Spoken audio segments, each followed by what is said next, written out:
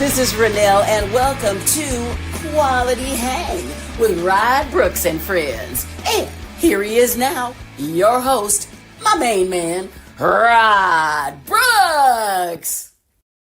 God. Thank you very much, Renelle. I am Rod Brooks, and indeed, this is Quality Hang. And as always, I am joined on this broadcasting adventure by my partner in crime, my friend and yours. He is Marcus Osborne. What up, dog?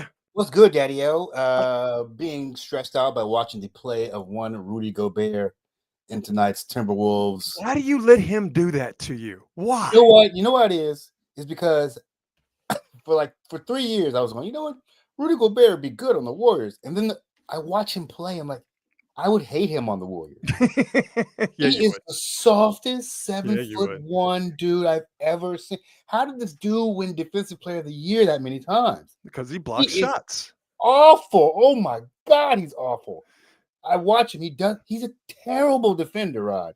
I'm not even exaggerating. He's terrible. No. He's not. He's terrible. He's not. He blocks shots. Okay, well, that's a very important part of basketball. He blocks shots. He blocks shots and he changes shots, which is just as important as blocking a shot. However,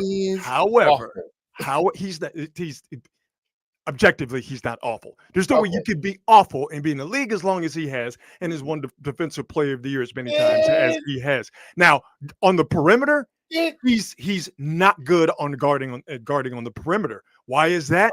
Because he's 7'2". He shouldn't be out there guarding on the perimeter anyway. That's not necessarily his fault. Why do you have me defending Rudy Gobert at the beginning of the show? Stop. I'm not talking about his perimeter defense at all. I never watched him on the perimeter. I'm talking about literally watching him play in the paint tonight and the other nights. This dude is god awful. It's amazing. And offensively, yes. Defensively, he's not god awful. You can hate the man all you want to, but to say he's god awful defensively is ridiculous. Watching him, just watch him. I watch him all the time. Oh God, it's amazing. Why do you have me defending Rudy Gobert at the beginning of the show? What is wrong with you? You know what's worse? Seeing this dude at 7, he gets 10 rebounds a game, right? He gets 10 boards a game. You should get 10 boards a game if you're 7'1", but they're all accidents. He is so. I just watched him tonight. Literally watch other people hustle for rebounds. All right. Okay. All right. Yeah, standing in the paint. My God! I can't believe I wanted this dude to play. I cannot believe we just spent 2 minutes talking about Rudy Gobert. Quality Hang, as always, is presented to you by the fine folks at Hop Monk Taverns. There are 3 locations to choose from: one in Sonoma, one in Sebastopol, one in Novato. They have great food, great craft beer selection, and in all 3 venues, they have great live music. To see what they have coming up live music-wise, go to hopmonk.com and definitely stop by one of the 3 locations, or you know what, make a day out of it and go to all 3 in one day. Treat yourself. All right, Marcus, let's get into the NBA Conference Finals. Do you have any more on Rudy Gobert that you'd like to get out of your system? Yes, I'm trying to find his plus minus because I think it's probably terrible. Oh, Lord, plus minus? Really? Is that what we're doing? I think it might be terrible. We're going with plus minus. This game is about to be over. It's about to be over. 117, 111, OKC on top of Minnesota. I mean, there's 2:27 left, there is still time. We're down to 35 seconds. Are we down to 35 seconds? Or is it that? Okay. 123, 118. Oh, I need to fast forward. All right. So it is. Oh, foul. It's a wrap. Well, you know what? Hey, watch out now, because if you do unauthorized play-by-play, all of a sudden the ghost of David Stearns is going to show up, and then we're going to have problems. So, yes, we are getting down to the nitty-gritty in Game 4 of the West Finals between OKC and Minnesota. When that goes final, we will give you the details on that. But what has gone final and what has changed, Marcus, in Indianapolis, Indiana, is that the New York Knicks maybe, just maybe, have found their footing, but they got some tough decisions that they have to make. The Knicks beat the Pacers last night in Game 3, 106-100. That series is now 2-1. You got 20 from Karl Anthony Towns in the fourth quarter. strange and interesting that you've had two 20-point fourth quarters, one from Karl Anthony Towns last night, the other from who was it? Not Aaron Nesmith. Who was it for the Pacers? From the Pacers. Well, it was Nesmith. Yeah, it was Nesmith in earlier in that series where he had a 20-point fourth quarter. Jalen Brunson only played for the Knicks 2 minutes and 46 seconds in the fourth quarter because of foul trouble. You could very easily draw a straight line from Karl Anthony Towns going off and the Knicks coming back and the Knicks being better defensively. You could draw a straight line from those three very important parts of the Knicks win yesterday to Jalen Brunson not being on the court and being in foul trouble, because Jalen Brunson, first off, takes way too many shots.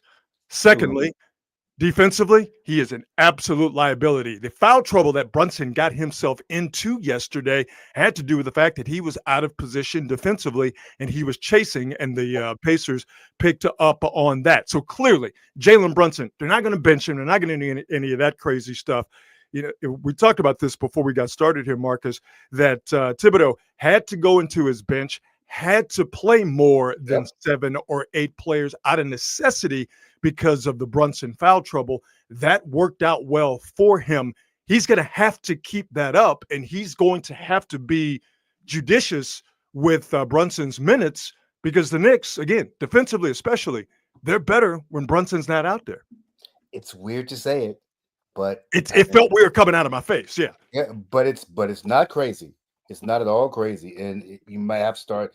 And Tibbs might have to just kind of break his own tradition and go, you know what? I might have to go to this bench, and I might have to take Brunson out a little bit, because again, he can score, Mr. Clutch, all that good stuff. But as you said, a major defensive liability, way too ball dominant, because whether he wants to admit it or not, you're not the best player on that team. Cat is. Ooh. Okay, you coming with the spice, all right?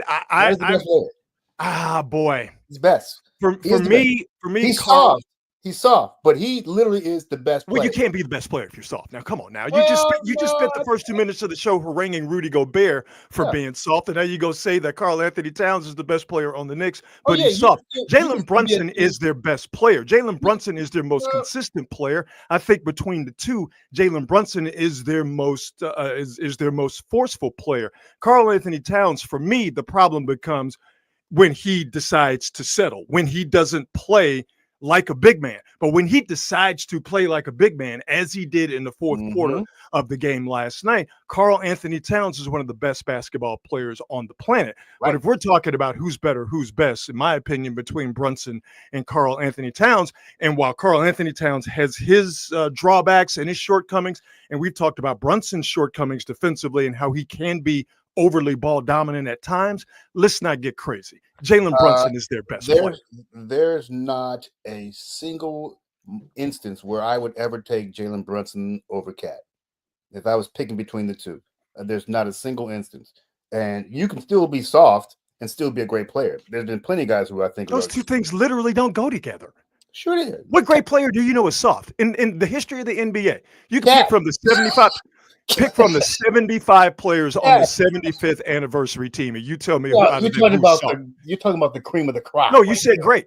I picked 75 great players. You cannot be a great player and be soft. Marcus, you're wilding right now, dog. I know you just got back from a long trip, but you're wilding right now. I look at Cat and I'm going, this dude is soft. He's a great player. Like, he's a great player.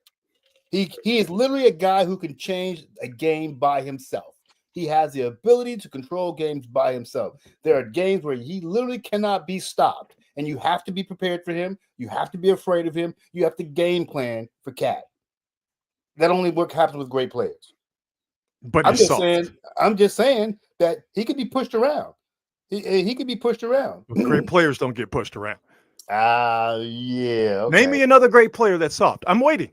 I mean, if you give me some time, I'll sit and go through the list. You got the entire show. You name me another great player now and in the history of the NBA that's soft. We can move on to another subject, and when that player pops in your head, you make sure and pass that along to me and the rest of the audience. Come on now, I will be a great player and be soft. I will do that. Wilding. I will do that. I will do that. And here's the thing: I would still take Cat over Rudy Gobert. I would. Well, I mean, that's not necessarily saying all that much, considering how you just spent the first 2 minutes of the show talking about you hating Rudy Gobert. So that I can understand. That you're not going to get any pushback from me or a lot of people. I think you will get a lot of pushback saying that Karl Anthony Towns is a great player, but he's soft, and you can be great and soft. And Brunson is the best player on that Knicks team. That's wild. I don't think he is. Wild. I don't think he is. Matter of fact, I'm sure he is not. I'm sure if they had to choose between the two of those guys, they keep Cat. Okay, so Brunson, they spent all that money in free agency, but all right. It's the amount of money you spend in free agency is not really reflective of anything other than you got to pay. Pretty good reflection. You got to pay the market. You got to pay what the market bears. So you got to what you paying people what they got to be paid based on the market. It's not the same thing as saying I value this guy over that guy. All right. Well, it's still pretty close here. And because I guess you have cable and I have YouTube TV, which suffers from a ridiculous amount of lag. And that is very problematic when you're a sports fan. I got 125, 123 OKC on top with 8 seconds left. You got what right now? I got the same thing. Okay. You got the same thing. So this game is still hanging in the balance. Again, watch out for the unauthorized play-by-play. That will get us shut down. All right, we won't be like do an entire description of the game. But we'll just say we won't be like those prisoners in New Orleans where we'll be out there footloose and fancy free. By the way, we will have an update on that later. They got a break for the weekend. It was Memorial I don't need any black SUVs driving up my driveway, busting us for unauthorized play-by-play. So with the Knicks, and again, I don't. They're not going to purposefully put Jalen Brunson on the bench to try and get more out of Karl Anthony Towns offensively. Defensively, again, Brunson is an issue. Do you think the Knicks, though, have found a little something to where they can get this thing back square at 2 and make it a best-of-3 series going back to New York for Game 5? I mean, you would think, but they are playing at home, so we'll see. I mean, there's definitely a formula there. Again, Tibbs has shown that he is not a guy like most coaches. He's not a guy who wants to really break whatever his system is, whatever his outline, whatever the strictures of his system are. So I don't know if he'll do it, but I also feel like when you find a little something, you might want to try to ride it. Exactly. I mean, and you are now still in a position where you would look at that and go, okay, they won last night, but was that just one more cigarette before the eventual execution? Yeah. What he found last night, and it was like finding $10 in your pants pocket when you're doing laundry, where, oh my God, Brunson, their best player, is in foul trouble. And next thing you know, you become a better offensive team because Karl Anthony Towns feels empowered. He knows he's going to be the guy. He's going to get the ball, and you're better defensively because Brunson is not out there being hunted. You have to somehow take that and apply that to chances are Brunson's not going to get into the serious foul trouble that he did get into as quickly as he did, but you still have to take something from the last game, even though every playoff game is completely different. You have to take something from the last game with what happened, and you have to see if you can apply it to what you want to do in the upcoming games and then going forward. I mean, it's because what they were doing before, while it wasn't terrible, the Knicks weren't getting blown out. Yeah. You could still see that they were struggling with how Indiana was able to get up and down the floor. Well, they were able to slow that down last night to where it didn't look like the Indiana Pacers were just going at twice the speed of the Knicks. Yeah, it just seems like the Pacers are going to always find a way to get down by double digits at some point in the game. Mm-hmm. Yeah. So if you're a really good team, you find a way to work that lead, to massage that lead for the entire game. Sort of like OKC did with Minnesota. It's not over yet. But just massaging that lead, because it's been pretty much up until this point a consistent 7-point lead. I just think the Pacers, this is why I say the Pacers concern me, because they tend to get down by double digits in these games. And not every team is going to let you back in it like that. Yeah, and you can also see Indiana's youth as well. And really they were really missing what Nesmith out there. You were just getting absolutely nothing defensively from Benedict Mathurin. So for the Pacers, they can be not necessarily streaky, but they can be they have this thing Yeah. where young teams, when it's Yeah. good, it's good. Yeah. When it's good, it's great. Yeah.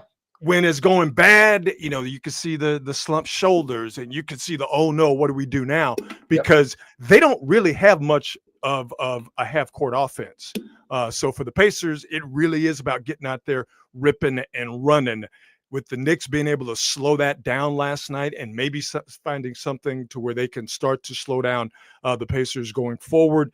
If you're the Pacers, you really got to be on point, and this is where you got to watch out and not get in the danger zone, because what you don't want with these Knicks, especially we're going back home, you do not want them to think that they have a chance to win the series. Right, indeed. If you get this game close with a guy like Brunson or even Karl-Anthony Towns, but you give those guys a chance to keep the game close or tied and to beat you at the end, you are just playing with fire. And they had themselves a couple of comebacks, so it's not like they can't do it too. It is getting wild in OKC. I'm sorry, in Minnesota, between OKC and Minnesota. Shai Gilgeous-Alexander is close to cracking open a 40, but it looks like this game is about to head to overtime. Am I understanding that correctly? I'm watching with 6 seconds left, so I don't know what it is right now. 127, 125 is what I see in front of me with 6 seconds left. Oh, we'll just ride it out. Minnesota inbounding the ball with 5 seconds left. Anthony Edwards, and of course they foul him, which is the right thing to do. OKC being up 3, foul every single time. If it is under 8 seconds and you are up by 3, and this is just simple math, foul every single time, which is what OKC did, putting Anthony Edwards at the line with 3.5 seconds, 128-125, OKC on top. Anthony Edwards, by the way, who took one shot, Marcus, in the first half, and that shot was late in the first half because OKC's defense, which is the best defense going right now, OKC's defense had him absolutely bottled up, had him looking at a box-and-one defense, and Warrior fans right now, I say box-and-one defense, and all of a sudden you start shaking and shivering because you're thinking about what Toronto did with the box-and-one junk defense in the NBA Finals a few years ago. But Anthony Edwards allowed that defense, Marcus, that OKC was playing in the first half, allowed it to take away his aggressiveness. It's been a completely different story for Anthony Edwards in the second half, being significantly more aggressive. That offense be damned. Yeah, he's going to have to learn. He's going to have to learn kind of the things that Steph had to learn with these specialized defenses that are put up there to stop you. It may take him a couple of years, but he's going to have to figure it out. He's going to have to learn to deal with that. Whoa. All right, it's 128-126. Anthony Edwards missed the second free throw on purpose. So they are going to put some time back on the clock. He tried to miss the free throw on purpose, almost made it, which would have made the strategy a moot point. So it looks like they're going to put at least 0.3 of a second left on 0.3 of a second back on the clock. If if the Minnesota fans sitting courtside had not touched the basketball, time would have run out. But it looks like they're going to put some time back on the clock. And if they put 0.3 of a second back on the clock, that's the Trent Tucker rule. You can get a shot up and off in 0.3 of a second. Wow. Less than that, 0.2, 0.1, it's got to be a tip in. And again, that's the Trent Tucker rule. Who's Trent Tucker? Ask your parents if you don't know. By the way, Trent Tucker, great shooter. Absolutely. Yeah. Absolutely. They've got to put more time back on this clock. They're discussing it right now. Yeah. But they've got to put more time back on this. They can't win a game if Edwards is just scoring 15 points in the game. It's just not going to happen. But the fact that they've scored 126, defense has not been great this game with Anthony Edwards. It was against Anthony Edwards in the first half. Yeah. The rest of it left a lot to be desired. Yeah. Okay. So they're going to put 0.2 of a second back on the clock. So there's 0.3 of a second on the clock. 128-126. Randall is inbounding. OKC, proving that they're smart, puts their tallest player in Chet Holmgren on the inbounder, which you'd be surprised how many teams don't do that. Let's see what we got here. Ball game. OKC wins it 128-126.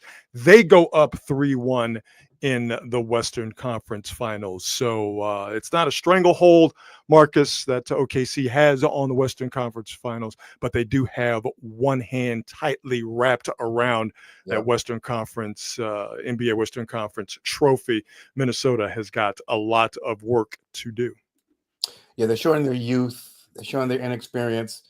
Looking at Anthony Edwards, 5 of 13. It's not going to get it done. Julius Randle, 5 points, 1 of 7 from the field. Yeah, that's just not going to get it done. Those are your big offensive weapons. Well, I mean, they took away their 2 best players, which that's what you're supposed to do. And if you have the type of defense, and that's the thing I keep saying about Oklahoma City, they can guard like demons on the perimeter. They all have a bunch of dudes who are 6'7", who can move. They can switch everything.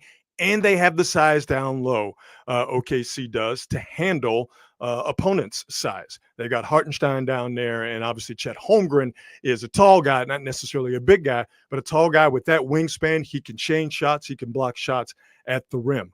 They gave up 126 points, but it doesn't matter. If you can shut down their 2 best players, as OKC did tonight, you will live with the rest of those guys. Now, you don't want it to the tune of 120-some-odd points, but you can live with the rest of those guys getting up shots as long as Julius Randle and Anthony Edwards doesn't beat you. And Julius Randle and Anthony Edwards were just basically nowhere to be found tonight.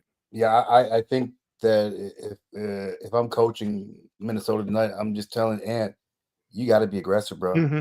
You can't be worried about anything at this point. They completely removed him from the game in the first quarter, and he allowed himself to be removed. I was just about to say that he does that. He does that, and I think a lot of it has to do with him. I mean, he talked about it at the beginning of the year while I was seeing all these double teams. I don't know how to deal with it. Like, man, you better learn to deal with it, brother. Yeah. Every other great player has learned how to deal with double teams because they're coming. So you need to either be like Shea and start getting everybody fouled out and stop shooting 10 threes a game and maybe go to the basket. That would probably be helpful. But that is the thing about young players and whether they are able to turn into great players. By the way, I'm still waiting on the name of that other great player who saw. Is that you have to know not only how to deal with a double team, when's it coming, who's coming, because the personnel is the most important thing, and where is it coming from? You have to develop. I think about my favorite player, the great Hakeem Olajuwon, when he figured out, because he was going to get double because he was just that good, but when he figured out where the double was coming from and who was coming, that unlocked everything for him and for the Rockets. Is how they won those 2 titles. When he could diagnose where that double was coming from, he knew before the team that was about to double him would do it, and he was already, getting the ball to where he wanted to get it on the perimeter for wide open shots. Anthony Edwards has to develop that part of his game, and that comes in the summer. It's not going to come right now when you're down 3-1 in the Western Conference Finals. Facts. I think that. By the way, Hakeem became truly great when he added that H to his name. That's when the game changed. Well, when he added that H to his name, that's when he embraced his faith, and that's also when he just stopped swinging on people. Because Hakeem, without the H, Hakeem Abdul Olajuwon was nice with these things. All right. Did you ever see the story Vernon Maxwell told about Hakeem slapping the shit out of him? Absolutely. Yeah. Slapped the taste out of his mouth. And Vernon, who is a certified fool, took that slap. Took it all in the mouth. Because if he would have raised up on Hakeem would have dropped that motherland. He would have dropped that motherland beating on him. Okay. He would have dropped that 100% uncut motherland Africa beating on him. Oh, speaking of hands to the face, this is my absolute favorite story of the weekend. Oh, let's see it. Tell me you saw the president of France getting the domestic violence from his wife, the hilariously Frenchly named Brigitte, getting off a plane in Vietnam. So president of France, Emmanuel Macron, is on a trip to Vietnam, former French colony. Right. if you know your history. And this is, nothing crazy, ho-hum. And when a dignitary goes to another country, they will always focus a camera on the plane of the door as Right. the door is open, and then the dignitary, the president of whatever country, stands there, with his wife, and they take the photo. I'm going to play this video, and I'm going to play you the slow motion video of the president of France having to deal with issues. Here we go. All right, here we go. Oh, no, this is the old one. Oh, I messed it up. No, wait, hang on. Oh, I messed it up. This is the aftermath. Here's the actual video. All right, take 2. Okay, door open. President saying something in French to his wife, and mushed right to the face. But here's the best part. He sees the camera and he tries to play it off smooth. Oh, we're playing that again. One more time. Door opens, having some conversation. Wee, woo, what? Mush right in the face. Sees the camera, play it off.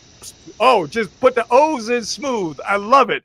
Now, the president of France, Emmanuel Macron, said that that's just how he and his wife Brigitte get down. That's how they were just playing. That's just their relationship. Yeah. Oh yeah? Here's the aftermath of it as they're getting off the plane. And you tell me if they was just playing. All right, here we go. Ain't nobody playing. Okay. This is post face mush.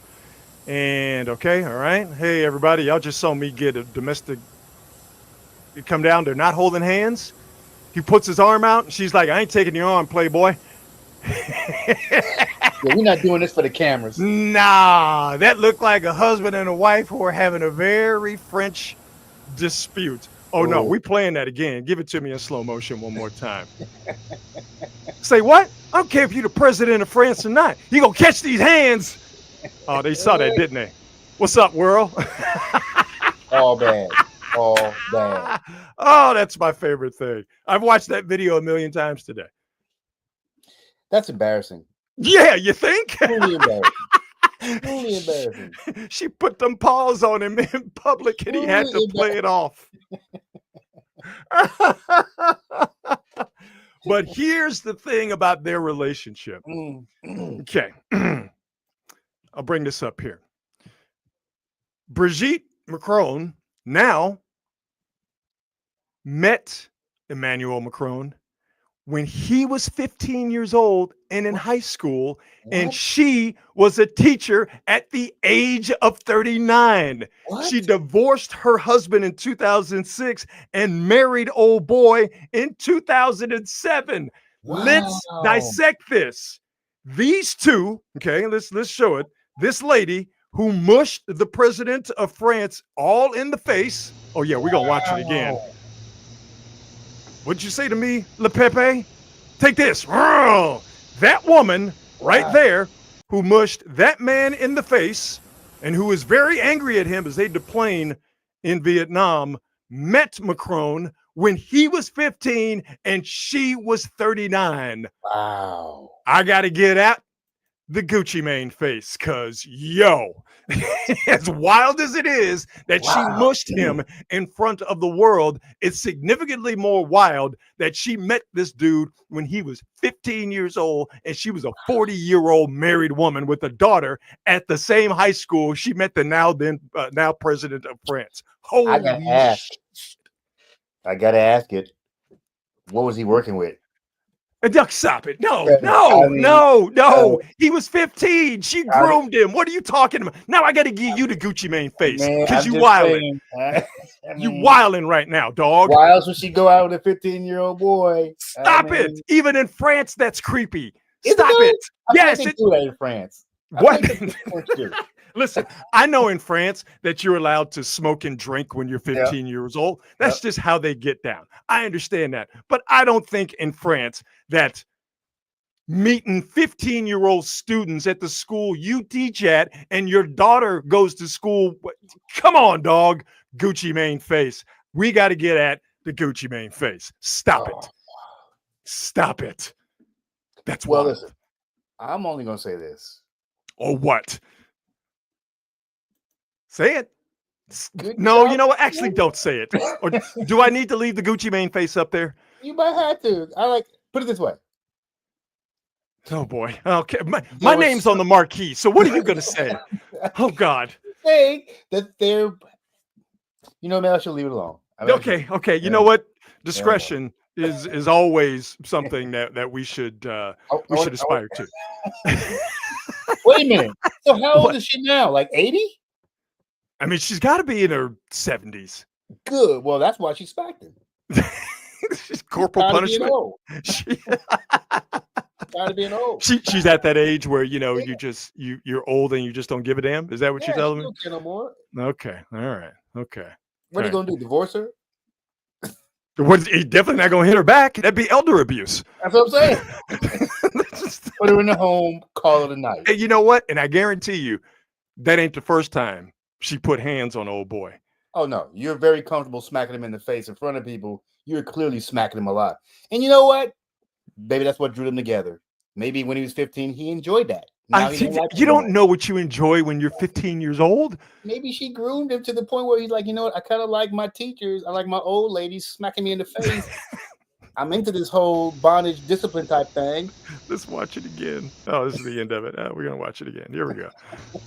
He's standing there. You know, she's just upbraiding the hell out of him right now. Oh, yeah. And she just had enough and she just mushed him right. Yeah. Well, wait, when he sees the cameras and he plays it off like a G.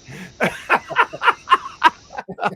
like, I used to grade your papers. Don't give me no shit. Oh, my God. That's hilarious. You know, I used to live next to a French couple.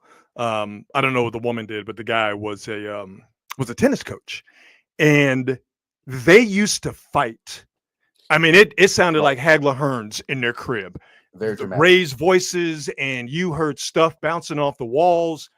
And one day I called the cops, right? Because it was wild, dog. It really was wild. So a couple days later, I saw him in the parking lot of the apartment complex, and you know, he was like, "Did you call the cops?" Like, yeah, man, because y'all was wilding, y'all was brawling. Yeah. Sound like a couple of dudes over there getting it in. And he said to me very Frenchly, "Well, that is just our relationship." Yeah. And I'm like, yo, man, I really don't give a damn about how you get down. I just don't need to be living next to a couple that's always getting into some physical altercation when whoever drinks the last bottle of wine. But when he hit me with that's just our relationship. I'm like, hey, man, that's got nothing to do with me. Stop it. I blew a big ass puff of smoke in your face. Yeah, exactly. Yeah. He was smoking a cigarette in one hand and a tennis racket in the other. So yeah. So the president of France got woman handled in front of the world, tried to play it off. And then you find out that she groomed him when he was 15 years old. And she was 39. And once again, we got to get at the Gucci Mane face, because that's wild. That's absolutely I'm suddenly wild. Far more interested in this couple than I ever have been in my life. I would love to get her in for an interview. So just, what was it? I'm frankly scared of her. So if you're going to do this interview, you're going to have to do it alone, because I don't want her to swing on me. And you know, next thing you know, I'm getting clowned. You know, you did bring up a good point, because I do believe like that stereotype about the passionate French couple, there's a lot of truth to that. When I was in Paris last year, I saw two couples on different occasions, but just going at it in public, screaming, yelling. There was one of them like in the middle of a rainstorm, screaming at each other. Dude had a motorcycle. He was going to leave it, and he wasn't going to leave it. It was like that Prince move in Purple Rain. Whoa. Sweet reference. Very nice Purple Rain reference. Hey, in the chat, by the way, y'all are wilding out right now. And I mean that with all affection. I can't even keep up with the one-liners. But Crone asked her where the double team was coming from. Yo, Christian, that's a good one. This is my favorite one too. Did she give him the mandible claw? Love it when you guys get active in the chat. I love the community that you guys have fostered on your own. We had nothing to do with it. We bring the show to the folks, and the folks are getting together, and you're calling yourselves the Quality Hangers, and we absolutely boy, looky here. Looky here. Mick Foley would be proud. Let's continue with fighting, shall we? And would you like to see some fighting robots? Yes, 100%. I know that I would like to see some fighting robots here. Let's go to China because, well, of course. And we got robots squabbling. Hell yeah.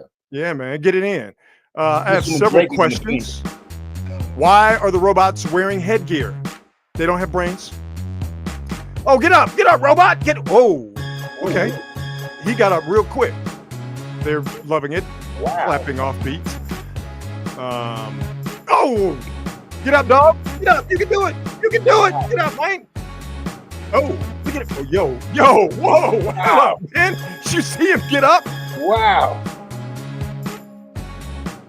So you know what's going to happen here, right? I want them.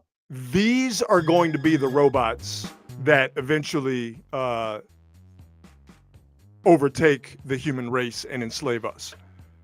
Like these are 100% going to be used as weapons of destruction, and these are going to hunt us down in our homes.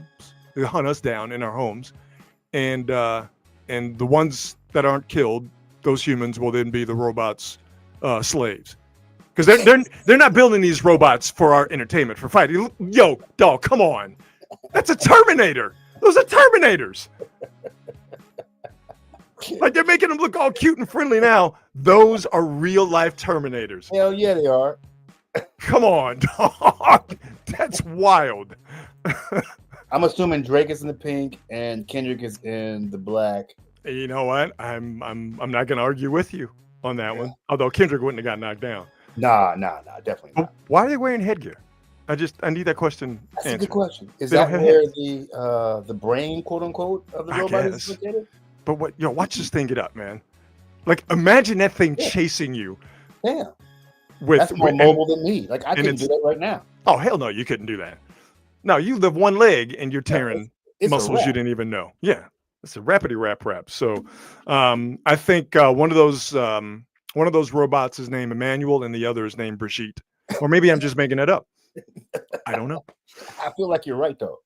So there you go. Fighting robots. True story is what I'm hearing. We've covered now the pugilism spectrum. We gave you a fighting couple, and then we gave you a fighting couple of robots. Who else is doing that? No one. No one. Absolutely no one. Except your friends Rod and Marcus. So there you go. Oh, quick update, Rod. Yes, please.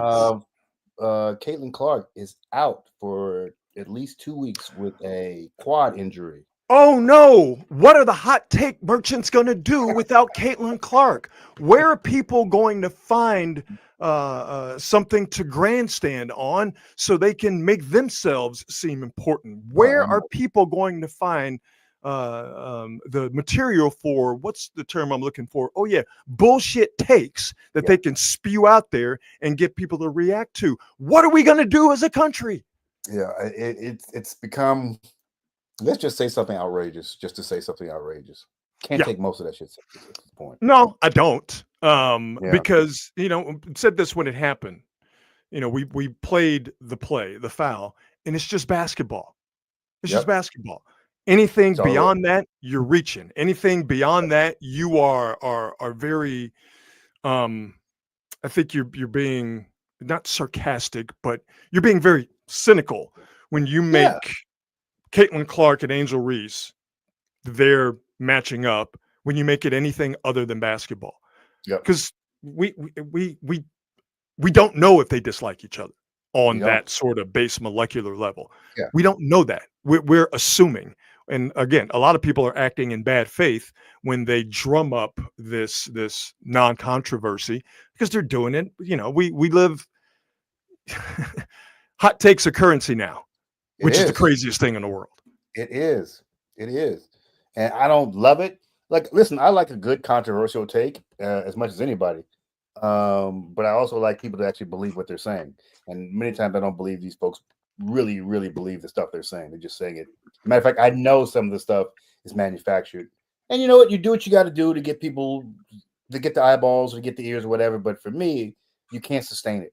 Yeah, see, that's where I disagree. You know, even though I'm in this business now, you don't have to do that. If your whole get down is to I'm going to say stuff to get the most people to watch and listen, we all have egos in this business. Okay, we all want people to watch and pay attention to us. We wouldn't get into this business, and I'm including myself in this conversation. We wouldn't get in this business if we didn't have an inflated sense of self and an overwhelming need for people to listen to the dumb shit we have to say. Okay, and again, I'm absolutely including myself in that. But I think it's sucker shit to say things that you don't believe, to say things that are untrue, and to infer things into relationships that are immediately sort of incendiary to get people to pay attention. If that's what you have to do, then you're not good at this. If that's what you feel like you have to do, then you're acting in bad faith. And there's enough people doing that. And there's no moral police in this sports talk world. You know, we all got microphones, we all got cameras, we all got ring lights, we all got time, and we all got opinions. Okay. But this fact that because there are so many people out there doing this, that you have to say dumb shit to get people to pay attention, I absolutely reject that idea. And I reject the people who do that. That's why I don't mention the names. That's true. That's true. I reject the people who do that, but the people do that. We know people are doing. Oh no, I know. And it's because they want to get the attention. They want what you said. What we got to get you on. We got to have you talk about this. There's definitely a hot take culture out there, and it's definitely online stuff where they rage bait. They say things just to get people fired up. So to get the engagement, you get the engagement, the algorithm points you out, etc. So, and listen, I'm not trying to make myself out to be better than anybody else because I'm not. But I ain't doing that. You know, I'd rather talk about fighting robots. There's no reason. No reason. I'd rather show the video of the president of France getting upbraided in front of the world by his grandmother / wife. Mush. Hi, everybody. That's never going to get old. This guy. That's absolutely never going to get old. Guy. Oh, man. Jimmy Butler is having himself a fun off season, and he is somewhere with some people who Marcus, I don't believe that they're really his friends, and this video will illustrate why I say that. All right. Doing a card trick. Jimmy Butler.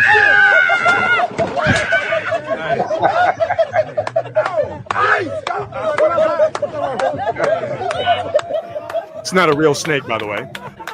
Of course not.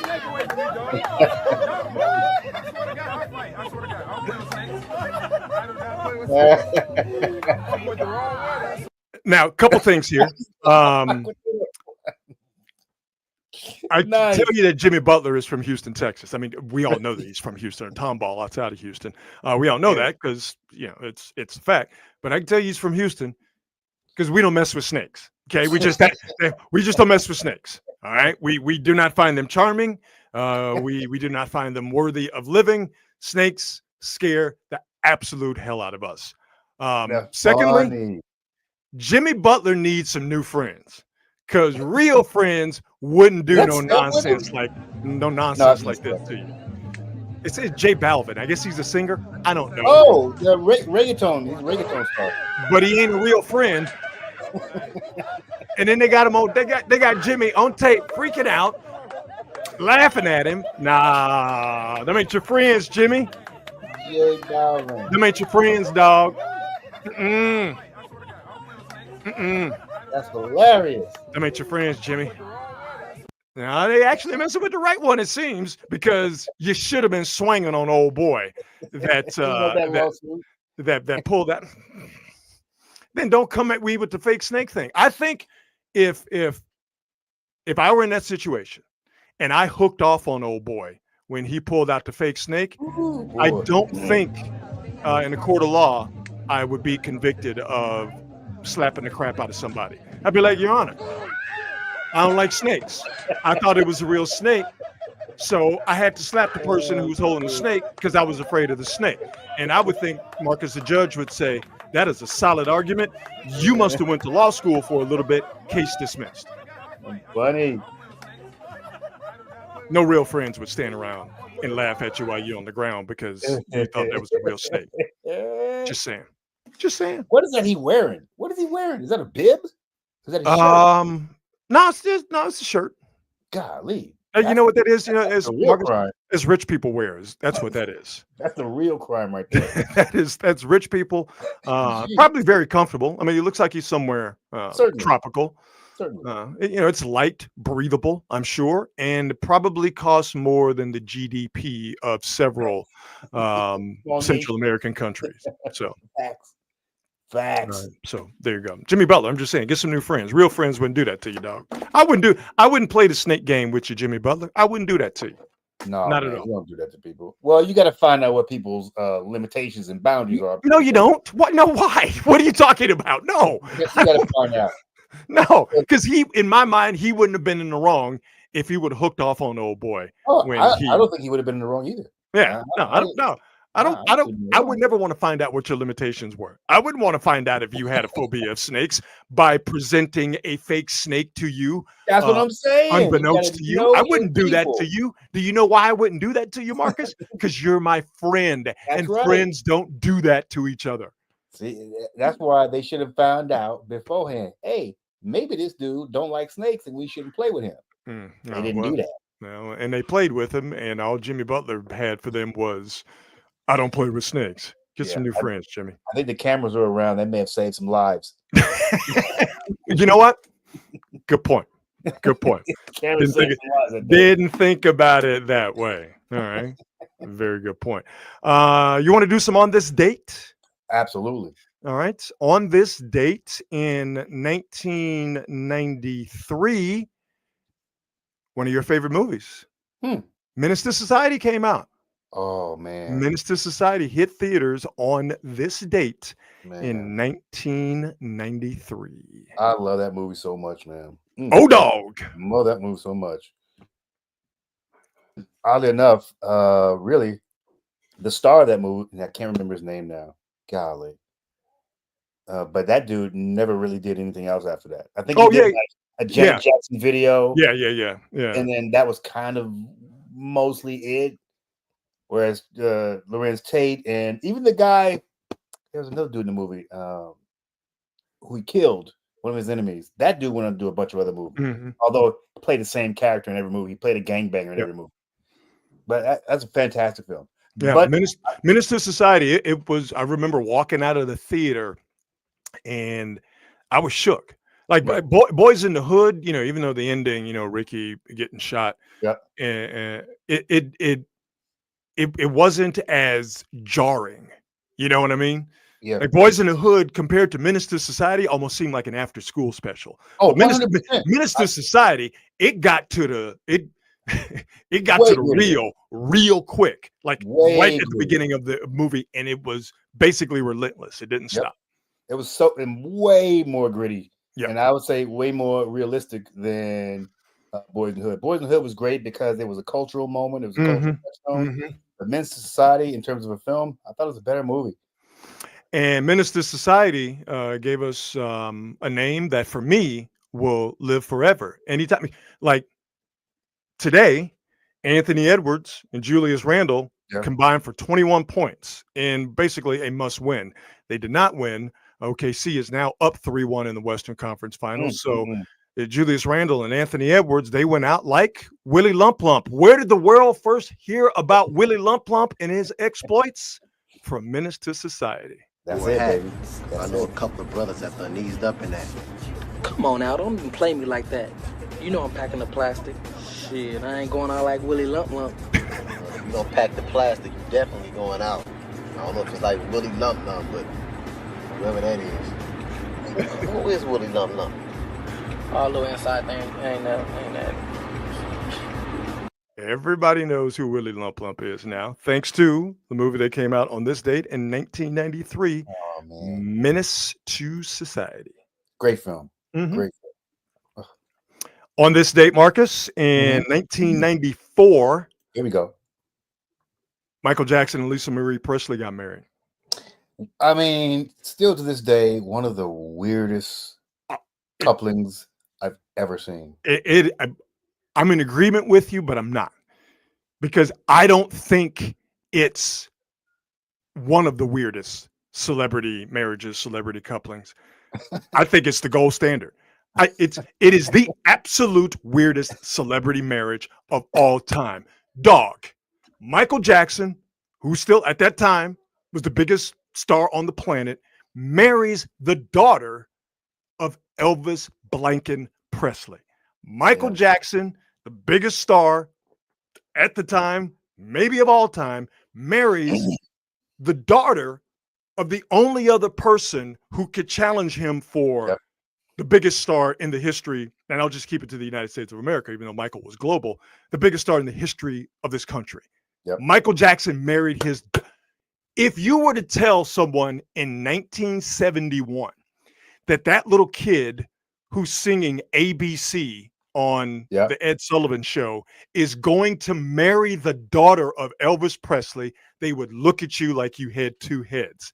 That actually happened on this date in 1994. That's crazy. Man, it all peak weirdness for me came during, I want to say it was the MTV Awards.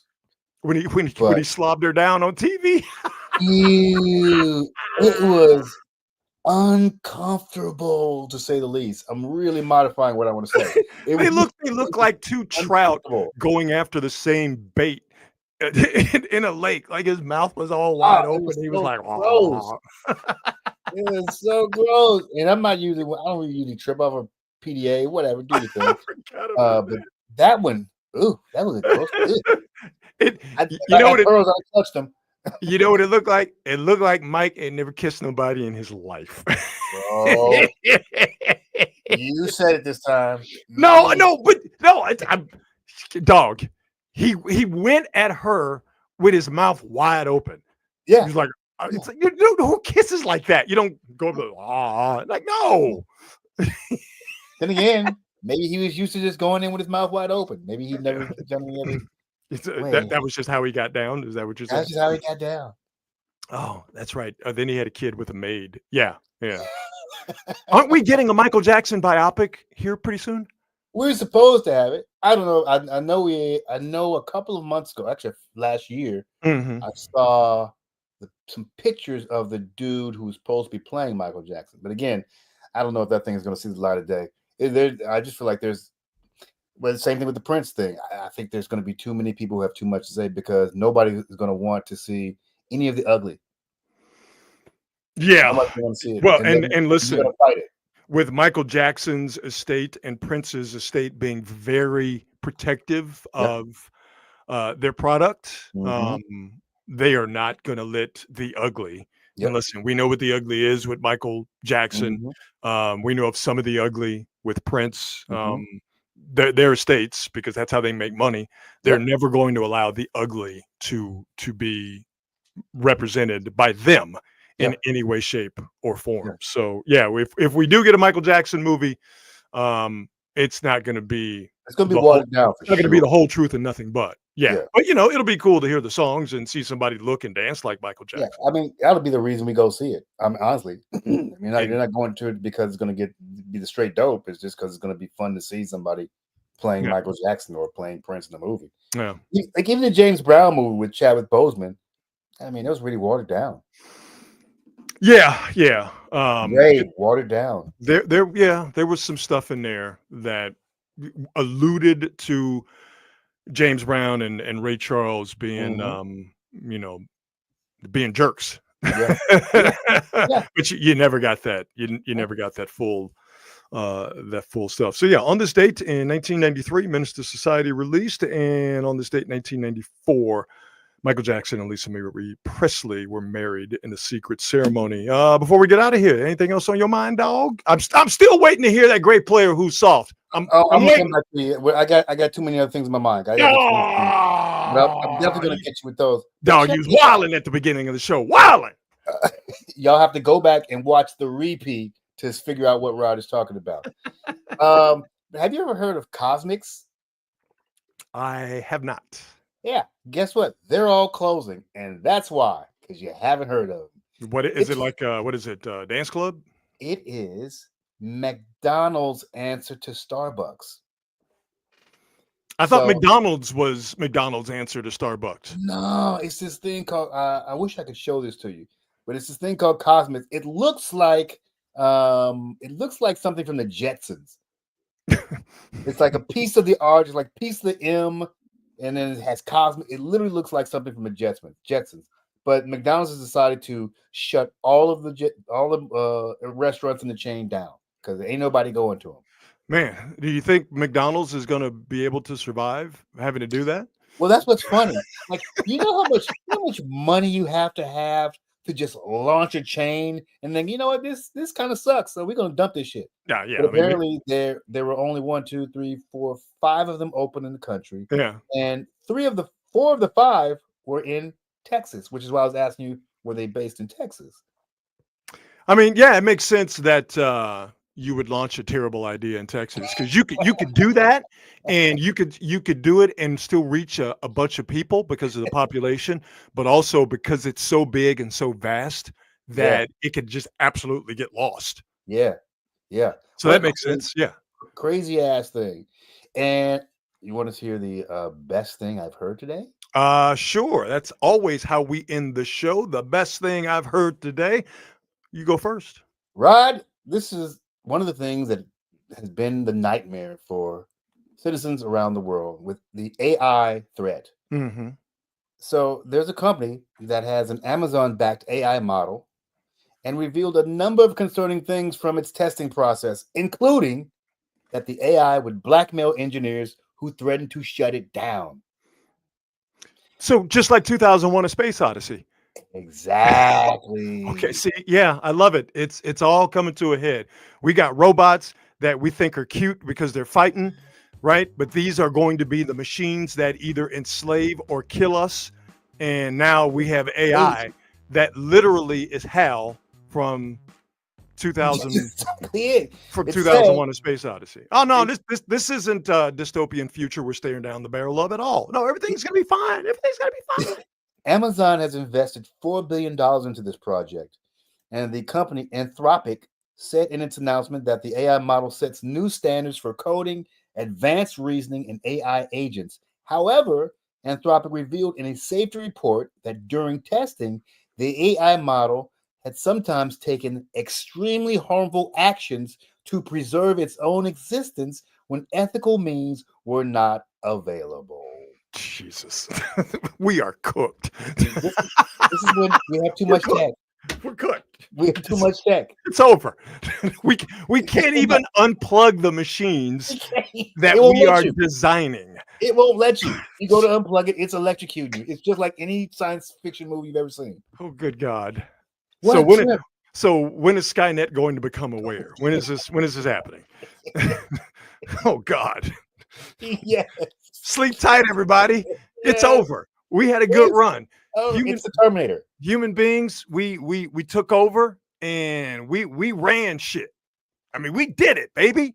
We went to the moon and came back. And now we are designing literally the robots and the infrastructure that will eventually lead to our demise. Just brilliant thinking by us humans. Great. The weapons and the AI will all be working in concert to control us. Can't wait. Control us. Can't wait. Well, you know what? Since we're going that direction, the best thing that I heard today is if we're just going on the technology tip, then I am going to go headlong into it. They're making contact lenses, Marcus. Yes. That will allow us to even see in the dark, Yes. even when we have our eyes closed. So you know what? I'm gonna get me some of these see in the dark contact Yes. lenses, and then when the robots come that are fighting, but then will eventually be armed with weapons that will kill us, I'll be able to see in the dark, right? Yes. With my see in the dark contacts, and that Yes. way, baby, I'm all good. You see how I'm an idea man, Marcus? I'm Yes. always thinking, because the best thing I've heard today is they're making contacts that allow us to see in the dark. I'm gonna be like the human predator, baby. I'm good. Hell yeah. I need this in my life. You kidding me? Seeing in the dark? I will never have to worry about the dudes breaking out of prison in New Orleans coming after me because I can see in the dark right away.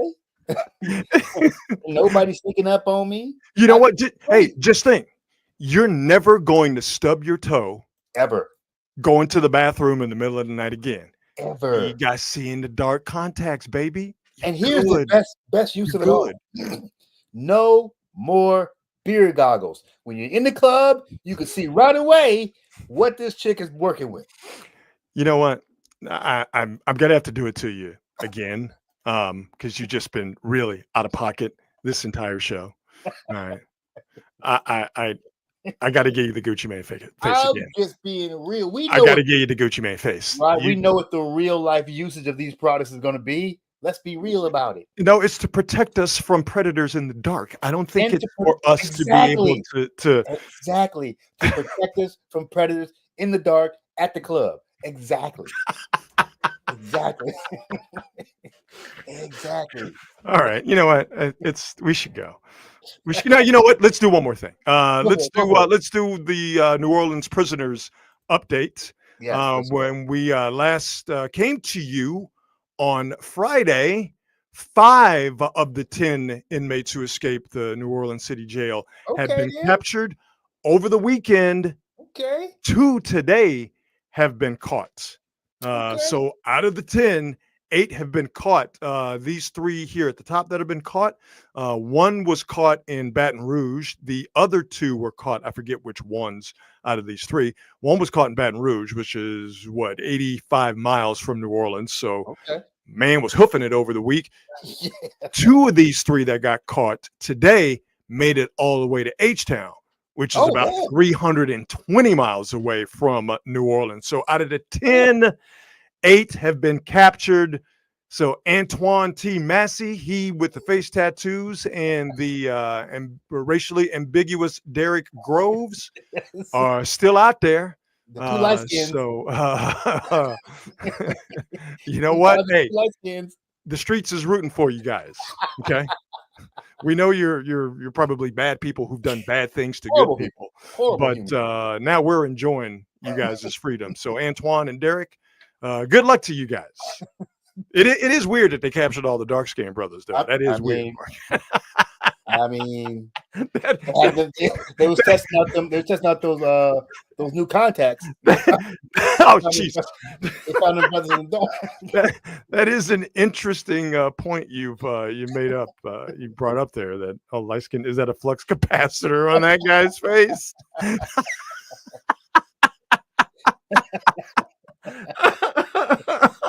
Oh no. John has money on Groves as the last one. Okay. And Dom has money on Groves. His eyes have a deep soul. Okay.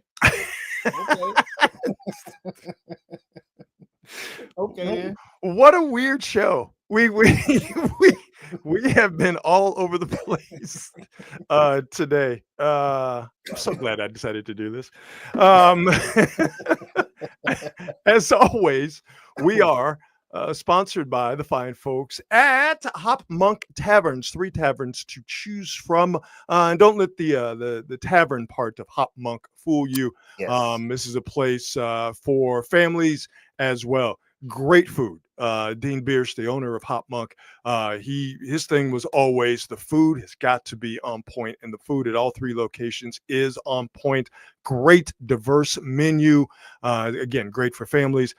Not great for families, but if you're taking your family, maybe you want to get a couple of craft beers in you. The craft beer selection at Hop Monk Taverns is top notch, and live music. That's a big part of what Dean wanted to do as well with Hop Monk Taverns, is have great local live music. So in the 3 locations, Sonoma and in Novato and Sebastopol, they have musicians come from all over the country, but it really serves as a place where local musicians can come and play. And to me, that's the best thing about Hop Monk, is someone who loves live music, listening to it and playing to it. The fact that local musicians in the North Bay, there's those 3 Hop Monk venues to choose from where you can play. I think that's a really cool thing for the Bay Area. So again, Hop Monk Taverns, great food, great craft beer, and also great local live music. To see the upcoming live music schedule at all 3 Hop Monk locations, make sure you go to hopmonk.com.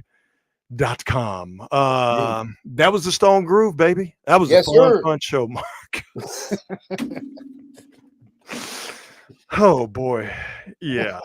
I'm so glad we don't have bosses now, because this would be the type of show where in the old radio days, you'd walk out of the studio and the program director would be standing right there. It would have been staring at you through the window for the last 20 minutes of the show, and then they were just waiting for you to come out so you'd be getting redlined the entire show. They can have a discussion with you. But hey, at the Bay Area Sports Collective, we ain't got no stinking bosses. We could say whatever we want to say. And boy, we said a lot today. To the folks in the comments, thank you so much. Again, we love that you guys have crafted a community. We love that you're calling yourselves Equality Hangers. We love that you're having conversations while we're having conversations. And we love it that we could put some of the comments up on the screen. They were coming so fast and furious. I couldn't keep up with all of them, but the ones that I read and the ones that we put up were pretty damn funny, Marcus. Yes, indeed. Yes, indeed. Hopefully they continue following on Instagram and Twitter and everywhere else you can find Quality Hang. Absolutely. Like, subscribe, share, comment, all that stuff. And it is greatly appreciated. All right. We're back on our normal schedule, live every Monday, Wednesday, and Friday at 8 p.m. So we will see you guys on Wednesday at 8 o'clock. As always, be good and be good at it. We'll see you.